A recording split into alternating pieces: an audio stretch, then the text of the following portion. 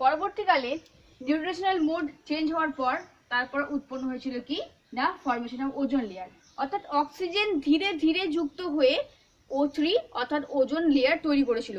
যে ozone layer হচ্ছে UV যে রে, আলট্রাভায়োলেট রে, সেটাকে এই প্ল্যানেটে অর্থাৎ আসতে বাধা প্রদান করে এবং সার্টেন কিছু লাইটকে তার এন্ট্রি করাতে সাহায্য করেছে। ওকে, তাহলে নিউট্রিশনাল মোডের পর ফর্মেশন হয়েছিল ওজোন লেয়ার।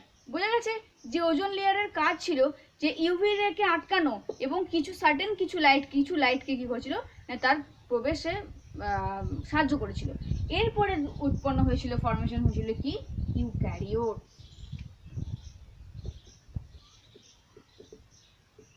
অরিজিন অফ, এরপরে তৈরি হয়েছিল কি ইউক্যারিওট।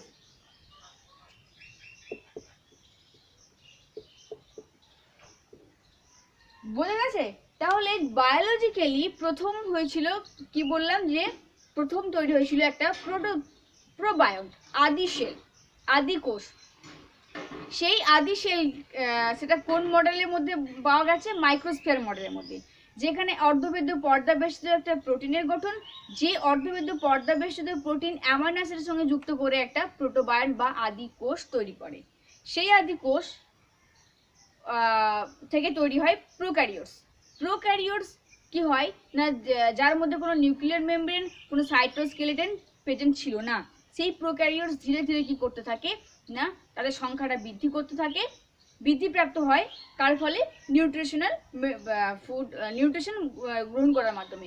সেই নিউট্রিশন প্রথমে কি ছিল? হেটারোট্রপস, অর্থাৎ আদি প্রোক্যারিওটস তারা খাবার উৎপন্ন করতে না পারতো না, যে কারণের জন্য সমুদ্রের থাকা যে অর্গানিক মলিকিউলস রেডিমেড তাদের গ্রহণ করতে শুরু করে। পরবর্তীকালে এইগুলো খাবারের সংখ্যা বিলুপ্ত হওয়ার জন্য, শেষ হয়ে যাওয়ার ফলে তাদের মধ্যে ইভলিউশন ঘটায়। সেখান থেকে অটোট্রপস, সেখান থেকে কেমোটোট্রপস, ফটোসিনথেসিস ঘটে।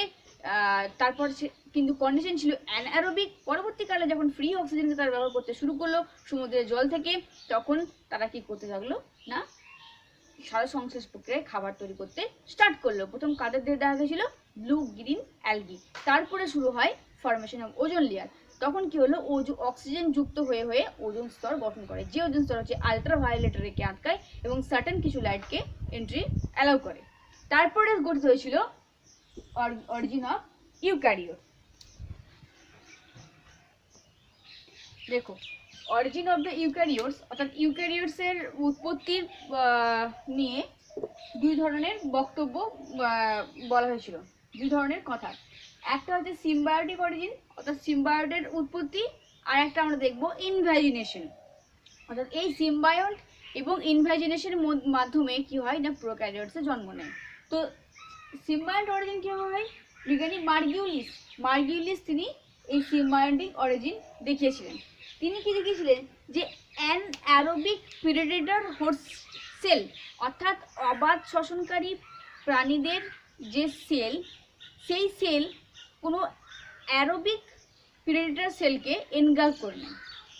তো অ্যানারোবিক প্রেডেটর হোস্ট সেল যখন কোনো অ্যারোবিক প্রেডেটর সেলকে এনগালভ করার পর কি হয়?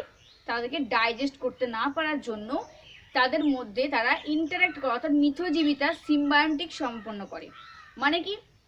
যখন কোনো একটা বড় সেল যখন কোনো ছোট সেলকে এনগালভ করছে, তখন সেই ছোট সেল বড় সেল নিজেদের মধ্যে তারা নিউট্রিশনাল মোডকে আদান প্রদানের ফলে, যাকে সিম্বায়োন্ট বলা হচ্ছে, তার ফলে কি হয়ে থাকে না আস্তে আস্তে ইউক্যারিওটে পরিণত হয়ে যায়।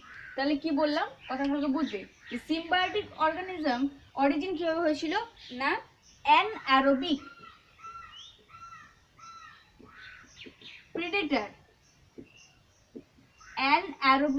প্রেডেটর হোস্ট সেল যখন কোনো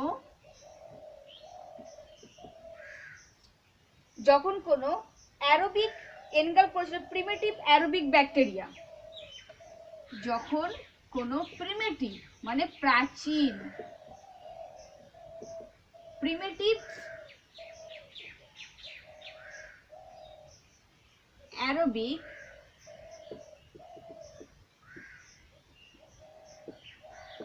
ব্যাকটেরিয়াকে এনগাল্প করে, ঠিক আছে, তখন কি হয় না সেটা ডাইজেস্ট করতে পারে না। দেখাচ্ছি তাহলে anaerobic predator host cell, anaerobic মানে অবাধ শ্বসনকারী, প্রিডেটর মানে প্রাণীদের যে হোস্ট সেল, বড় সেল, সেটা যখন কোনো প্রিমিটিভ, কোনো প্রাচীন, কোনো অ্যারোবিক মানে সবাদ শোষণকারী ব্যাকটেরিয়াকে এনগাল্প করে ফেলে, তখন কি হয় সেই হোস্ট যে সেল, সে হোস্ট প্রিডেটর হোস্ট সেল, প্রাণীদের যে হোস্ট সেল, সে কিন্তু এই অ্যারোবিক ব্যাকটেরিয়াকে ডাইজেস্ট করতে পারে না। ডাইজেস্ট করতে না পারার জন্য কি হয়, এই হোস্ট সেল এবং ব্যাকটেরিয়ার মধ্যে একটা সেলের ভিতরে সিম্বায়ন্ট ফর্মেশন হয়, অর্থাৎ মিথজীবিতা লক্ষ্য করা যায়। যার ফলে কি হয়, এই মিথজীবিতার ফলে হোস্ট সেল কি হয়ে থাকে না ধীরে ধীরে পরিবর্তন হয়ে অ্যানিমেল সেলে পরিণত হয়। ওকে, এবং এই যে ব্যাকটেরিয়া দেখাচ্ছি, তাহলে এটা বোঝা গেছে যে অ্যানঅ্যারোবিক প্রিডেটর হোস্ট সেল যখন কোনো প্রিমিটিভ অ্যারোবিক ব্যাকটেরিয়াকে এনগাল্প করে তখন সে ডাইজেস্ট করতে পারে না। ধরো এটা হচ্ছে হোস্ট সেল, ওকে, প্রিডেটর হোস্ট সেল মানে প্রাণীদের হচ্ছে যে মেন সেল। তো সেই হোস্ট সেল যখন কোনো এনগাল্প করবে, এই যে এনগাল্প করছে যখন, এটা হচ্ছে ব্যাকটেরিয়া সেল। তো বিজ্ঞানী মার্গিলিস বলেছেন যে প্রিডেটর হোস্ট সেল যখন কোনো ব্যাকটেরিয়া সেলকে এনগাল্প করে তখন কি হয়, এই যে হোস্ট সেল, সেই সেল কি করে ব্যাকটেরিয়া সেলকে ডাইজেস্ট করতে পারে না। ডাইজেস্ট করতে না পারার জন্য কি হয়, এই যে হোস্ট সেল, এই সেলের মধ্যে এই ব্যাকটেরিয়া সেল তারা নিজেদের মধ্যে সিম্বায়ন্ট ফর্ম করে, তাকে বলা হয় সিম্বায়ন্ট। ওকে, অর্থাৎ মিথজীবিতা। সিম্বায়ন্ট মানে কি, মিথজীবিতা। তো সেই সিম্বায়ন্ট ফর্মেশন করার পর নিজেদের মধ্যে আদান প্রদানের মাধ্যমে কি হয়ে থাকে, এই হোস্ট সেলের মধ্যে কি হয়, এই ব্যাকটেরিয়ার যে সেল সেখান থেকে তৈরি হয়ে যায় মাইটোকন্ড্রিয়া। বোঝা গেছে? তাহলে ইউক্যারিওটিক সেলে জন্ম কিভাবে নিয়েছিল, প্রিডেটর অ্যানঅ্যারোবিক হোস্ট সেল, অবাধ শ্বসনকারী যে প্রাণীদের সেল, সেই সেল যখন কোনো ব্যাকটেরিয়া সেলকে এনগাল্প করবে, এনগাল্প করার পর সেই ব্যাকটেরিয়া সেলকে ডাইজেস্ট করতে না পারার জন্য তারা নিজেদের মধ্যে মিথজীবিতা সম্পন্ন করে সেলের ভিতরে। তার ফলে কি হয়, এই যে bacteria sell, aerobic bacteria sell, যেটা থেকে ফর্মেশন গঠন করে কি হয়, মাইটোকন্ড্রিয়া। ওকে,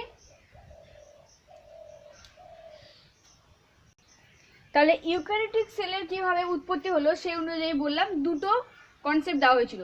একটা হচ্ছে সিম্বায়ন্ট অরিজিন, যেটা বিজ্ঞানী মার্জিউলিস বলেছিলেন।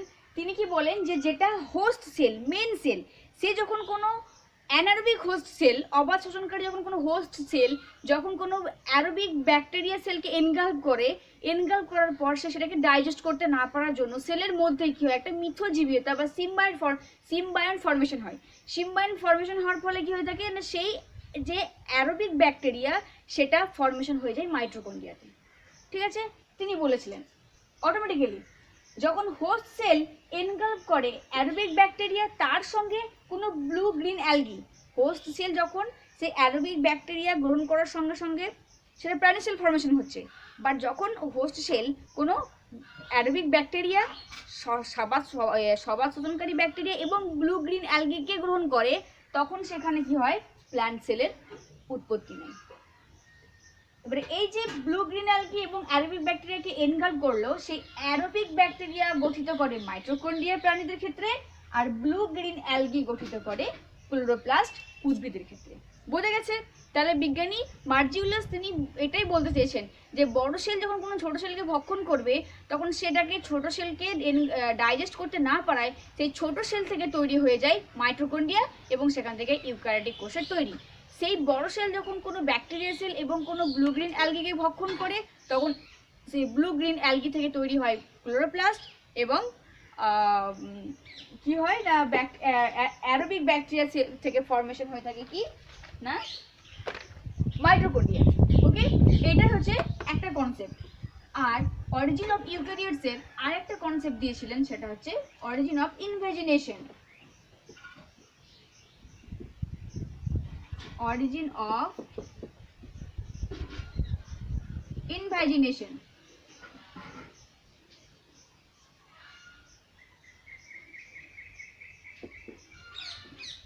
ইনভ্যাজিনেশন, দেখো ইনভ্যাজিনেশনের মানে আমরা কি জানি যে কোনো কিছু ফোল্ড হওয়া, তাই না? তো বিজ্ঞানী মার্টিনাস তিনি কি বলেছিলেন যে ইনভ্যাজিনেশন তিনি বলেছিলেন যে ধরো এটা হচ্ছে একটা অরিজিনাল সেল, এটা একটা অরিজিনাল সেল, এই সেলের প্লাজমা মেমব্রেন যখন ফোল্ড হবে ইনভ্যাজিট করবে অর্থাৎ এরকম হবে, তাই না? প্লাজমা মেমব্রেন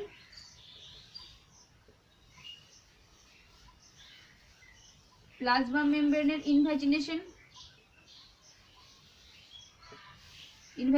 তাহলে একটা অরিজিনাল সেল যখন অরিজিনাল সেলের যে প্লাজমা মেমব্রেন সেটা যখন ইনভ্যাজিনেশন বা ফোল্ড হবে, ভাঁজ গঠন করবে, তখন বলছে যে এই ইনভ্যাজিনেশন ফলে, এই ভাঁজের ফলে সেখান থেকে হবে আদার্স অর্গানিলস তৈরি হবে, কি সেখান থেকে মাইটোকন্ড্রিয়া হবে, সেখান থেকে তিনি বলেছেন যে গলগি বডি হতে পারে। তাহলে বোঝা গেছে? তো তিনি বলেছেন যে অরিজিনাল সেলের প্লাজমা মেমব্রেন যখন ইনভ্যাজিট করবে অর্থাৎ ভিতর দিকে ঢুকে যাবে, তখন সেই ইনভ্যাজিনেশনের ফলে সেই ইনভ্যাজিনেশনের মাধ্যমে কি হবে না আদার্স যে অর্গানিলস গলগি বডি মাইটোকন্ড্রিয়া সেগুলো কি হবে তৈরি হয়ে যাবে। ওকে, বোঝা গেছে? তাহলে এইভাবে কি হচ্ছে ইউক্যারিওটিকের তৈরি। এরপরে দেখো এতক্ষণ আমরা বলেছিলাম যে ইউনিসেলুলারের কথা, তাই না? লাস্ট যেটা বলবো সেটা হচ্ছে origin of the multicellular. Origin of multicellular, তাহলে বহুকোষের কিভাবে সৃষ্টি হলো? দেখো ইউনিসেল অর্থাৎ এক কোষ যেগুলো আছে, ইউনিসেলুলার অর্গানিজম যারা কি হয় না অনেকগুলো unicellular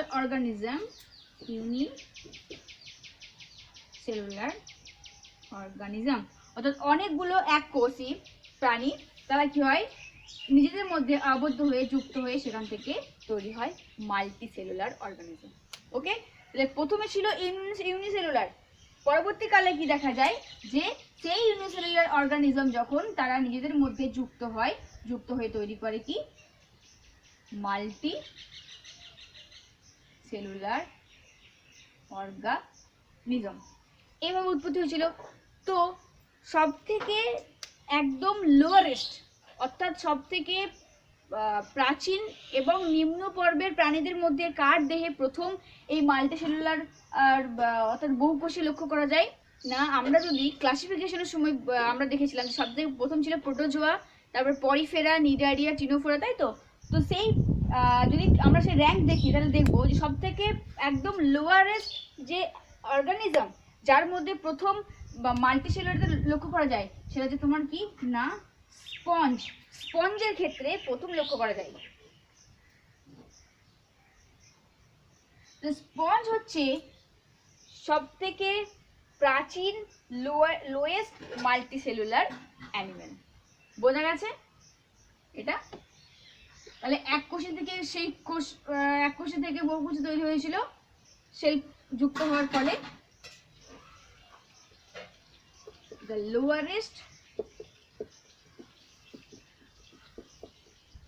multicellular organism is sponge. ফাইলাম হচ্ছে কি না পরিফেরা, এটা মনে রাখবে। পরিফেরা পর্বে স্পঞ্জ হচ্ছে যাদের দেহে প্রথম মাল্টি সেলুলার বহু কোষ লক্ষ্য করা যায়, জাস্ট বহু কোষ, সেখানে কিন্তু কোনো টিস্যু পাওয়া যায়নি। বোঝা গেছে?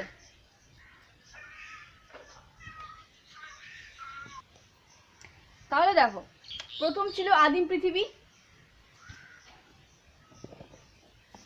সেখান থেকে জটিল জৈব যৌগের গঠন, কোয়াজারবেড, মাইক্রোস্ফিয়ার, প্রোটোবায়ন অর্থাৎ প্রথম আদি সেল, প্রোক্যারিওট, ইউক্যারিওট। তাহলে বোঝা গেছে যে প্রথম মাইক্রোস্ফিয়ার থেকে তৈরি হলো সেই প্রোটিনযুক্ত অর্ধবেদ্য পর্দা, সেখান থেকে নিয়ে অ্যামাইনো অ্যাসিড যুক্ত হয়ে প্রথম সজীব কোষ প্রোটোবায়ন যেটা বলছি, সেখান থেকে প্রোক্যারিওটস, নিউট্রিশনাল মোড কিভাবে চেঞ্জ করে তারা এভলিউশনের মাধ্যমে পরিবর্তন হয়ে সেখান থেকে তৈরি হলো কি না ওজোন লেয়ার, তারপর সেখান থেকে প্রোক্যারিওটস থেকে ইউক্যারিওটের পর মাল্টিসেলুলার অর্গানিজম।